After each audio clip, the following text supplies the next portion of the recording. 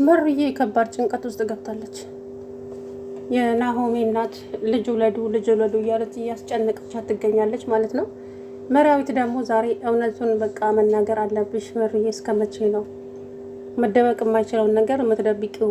ወስኝ መሩ እያለች እንግዲህ ለሴትዮዋ ለመንገር ወሰነች። ማለት አንድ ነገር እኔ ልል ፈልጋለሁ። እዚህ ጋር ሽማግሌም አልተላከም። እንዴት ነው ሰርግ ሊደገስ ማለት ልጅ የሚወለደው እንዴ? ክብር የሚባል ነገር እኮ አለ አይደል እንዴ? ማለት የሀገራችን ባህሉም ወጉም አይደለም።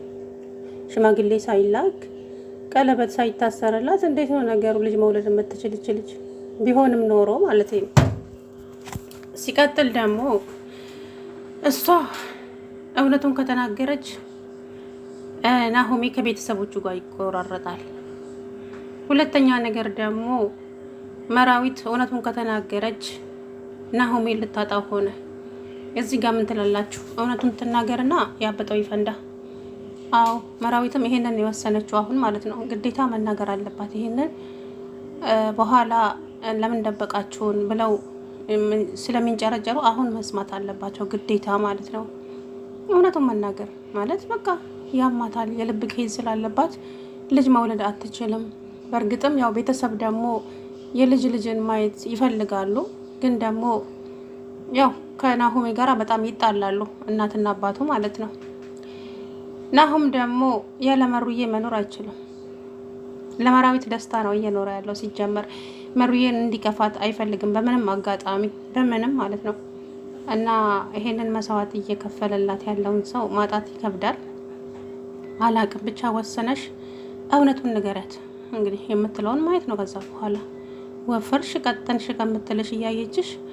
አሰላሙ አለይኩም ወራህመቱላሂ ወበረካቱ። ውድና የተከበራችሁ የቻናሌ ቤተሰቦች እንዴት ናችሁልኝ? እኔ ያለው አልሐምዱሊላህ። ለቻናሌ አዲስ የሆናችሁ ሰብስክራይብ፣ ላይክ፣ ሼር፣ ኮሜንት አድርጉልኝ።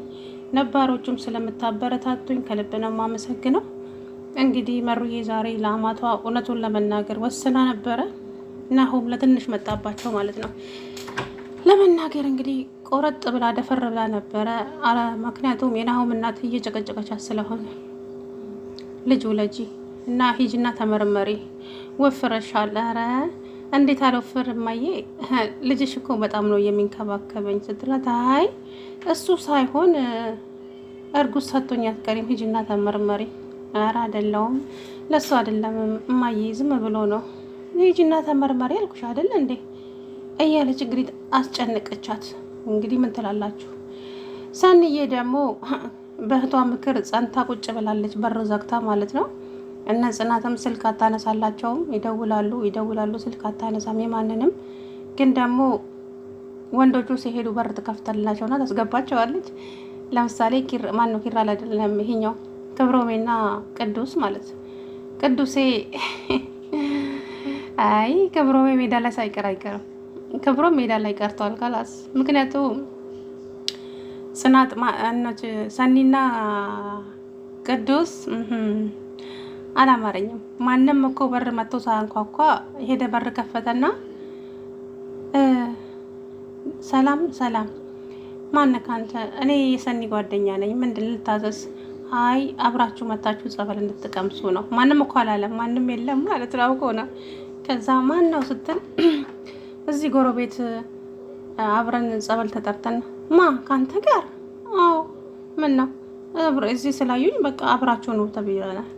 ኧረ እባክህ አንተ ጥሩ ትቀልዳለህ አለች እና ሄደች። ክብሮምስ እንግዲህ አይ ክብሮም እንደምን ይውጥ ይሆን አጀብኔ።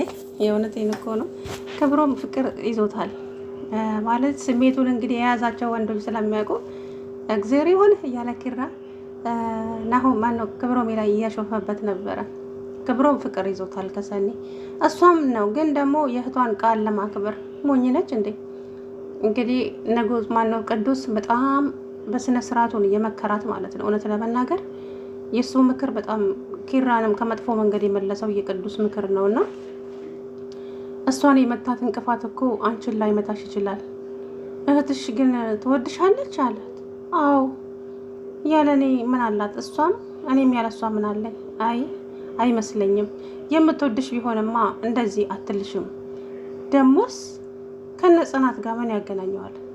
እሷ የጠላቻቸው ሰዎች ሌላ እነ ጽናት እዚህ ጋር ምናምጠው ማንም ይሁን ምን ግን እኔ የእህቴን ቃል ማክበር አለብኝ አለች። ድርቅ ያለች ነች የምር እንደ የማይሆነውን ማለት እነ ጽናት ምን አደረጉች ታዲያ? እንዴ እሷ ኩራቅ ያለችሽ ሰዎች ልቧን እንዳይጎዱ ነው ማለት ልቧን እንዳይሰብሩ። ለማንኛውም እንግዲህ ሰንድዬ አስቢበትና ከማን ጋር የምትሆን ይመስላችኋል? ግን ከክብሮም ወይስ ከቅዱስ ጋር? አሁን ሁለት አፍቃሪ መጣ። አንዱ ጠፍቶ ነበረ። አንዱ ጠፍቶ ኩርምት ጭብጥ ስትል ይሁን ሁለት አፍቃሪ መጣላት ቤቷ ድረስ። ቅዱስ ይመስለኛል ግን ፍቅረኛዋ የሚሆነው ብዬ አስባለሁ። ማለት ቅዱስ የሆነ እየተጎዳው ነገር አለ። መናገር ግን ደግሞ አይፈልግም በጭራሽ። እስቲ ንገረኝ ምን ታሪክ አለኝና የኔ ታሪክ ፋይሉ ተዘግቷል ስል ባይሆን ስላንቺ አውሪኝ እያለ እንግዲህ ስለ እህቷ ታሪክ ሁሉንም ነገር ነገረችው። ታዲያ እኮ ይሄ ማለት እሷ ጠንካራ ጎበዝ ሆና ጥሩ ሰው ሆና ነው እንጂ ማሳየት ያለባት እንደዚህ አድርጋ አይደለም።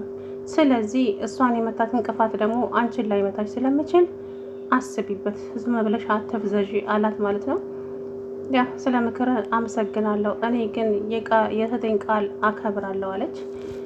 ጽዬና ኪራም እንግዲህ እቺ ልጅማ የሆነ ነገር ሆናለች፣ በቃ ስልክ አታነሳ፣ ምንድነው የሆነችው?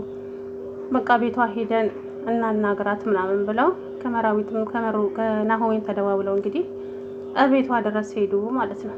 ጽዬ ደግሞ ዛሬ አምሮባታል፣ ቢጃማዋ ሲያምር ሽር ጉድ ብላለች። በቃ ሴት ሆናለች፣ የቤት እመቤት ማለት እና እንግዲህ ቤቷ ድረስ ሲሄዱ ንጉስ ማን ነው ቅዱስ እዛ ቁጭ ብለዋል። ቅዱስ እዛ ቁጭ ብለው አዩት። ምን ትሰራለህ እዚህ? እናንተስ ምን ልትሰሩ መጣችሁ? ማለት እንዴት ማን ቤቱን አሳየክ? አይ ቤቷንማ ባለፈው ካፌ ውስጥ ሙዷ ስላልክ ስላልነበረ እዛ አግኝቻት ነው ቤቷን በዛው ያየሁት። ከዛም ሰሞኑን ስለጠፋች እስቲ እንዴት ሆናለች ብዬ ነው ላያት የመጣሁት። ምን ወሬ ታበዛላችኋል?